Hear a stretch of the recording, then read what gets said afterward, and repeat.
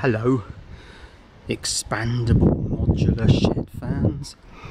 So would you like to see it so far? Because I've now finished the floor framing. There it is. So I'm going to explain a little bit about what I used to build that floor frame. I think I'll go behind the camera for this so I can compose my shots a bit better. So this is the floor frame. I've got two main joists, which are at the front and the back, hanging from the big long arm joist hangers. And I've got three sub joists or cross joists, which are sitting on mini joist hangers. The cross joists are a slightly smaller timber.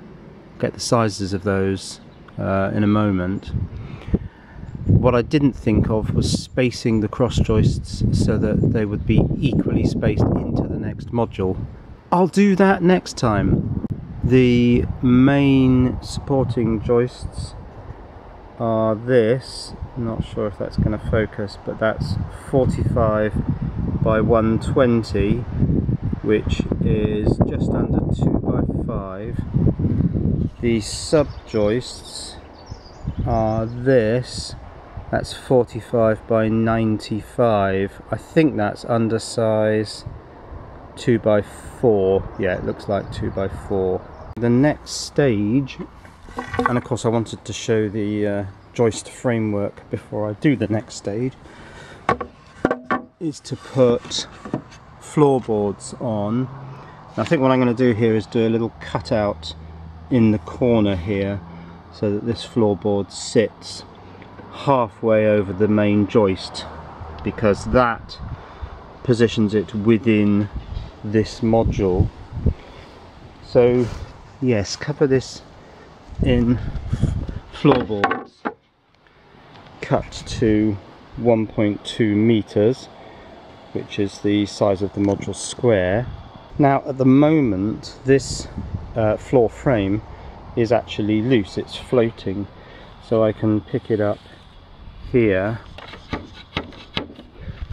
and here. You could actually lift this entire thing out. You'd have to lift it very square. It'd be a two-man job. You'd have to lift it equally both sides. And as it turns out, that bit of slop in these main joist hangers has actually been an advantage, because it allowed me to completely rigidly fix the sub joists to the main joists and have a little bit of play in here. You can see I've not put any of the side screws in this main joist hanger. Now this main joist hanger is a 50mm, and for the sub joists I did initially use 50mm mini joist hangers, but they were so sloppy that I went and found some 47mm, and these are much better. You can bend them so that they're a tight fit around this. Just close them up a little bit so that they grip the wood while you place them and drill the holes. These came from Toolstation. I bought a trade pack of 50 and got them at 40p each. That's about the best price I could find. Toolstation also had these long arm hangers in 47s, but actually they were a bit thinner than these. Toolstations were 80p I think, whereas these are £1.80. These are wicks. But I think I like these now because they've got the Toolstation one has had very broad arms and it's stuck out over the sides far too much, and it would have been a nuisance to cut that down. I'd have needed to angle grind that down. Don't think I need to do much on this at all. Maybe a bit of angle grinding at the bottom if something goes on the next module and interferes with this. So I've calculated, I think it was, because I did it in my head, that there will be 8 of these deck boards on top of the frame, and spacing them out will result in a gap between them, I think, of about 1 centimetre, which is fine. So they can go on and get screwed down. I do need to put in all the remaining screws on these main joist hangers, because there are only 4 screws up the top here. No screws down the bottom, so it's flapping about quite badly. But it does support my weight and it feels very solid standing on here. Now I read that these mini joist hangers oh, you can't see that very well, I'll come round to this one, are not meant for structural timbers. They're only meant for noggings, but I'm going to use them for structural timbers. It hasn't got far to fall. It's only got 6 inches to fall to the ground if there's a problem. We'll see how it goes. And when the floorboards are on the floor frame, then of course I can stand on that, put a stool on it, put even a step ladder on it, and turn my attention to the top where I'm going to put the roof. Oh, the roof. Yes, that's given me lots of food for thought. Now the floor frame, this is the highest corner, and it's quite low to the ground in that corner.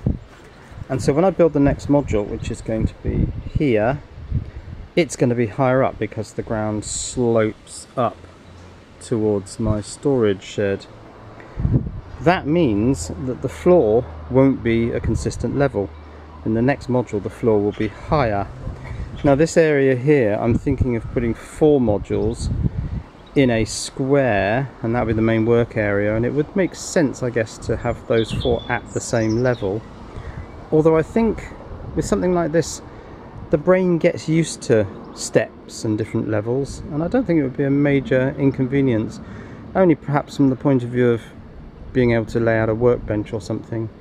The floor at different levels might be a bit of a peculiar thing. But since this is a modular shed, I wanted it to be truly adaptable to adding modules with not much planning later on. And so floor sections at different heights has to be part of the design. And of course that will implicate the roof as well. The roof sections will have to accommodate different heights, and that's going to be interesting. Anyway, that is the floor frame built and hung from the 4 posts. So we'll get that floorboarded and then turn our attention to the roof. Joy! Goodbye.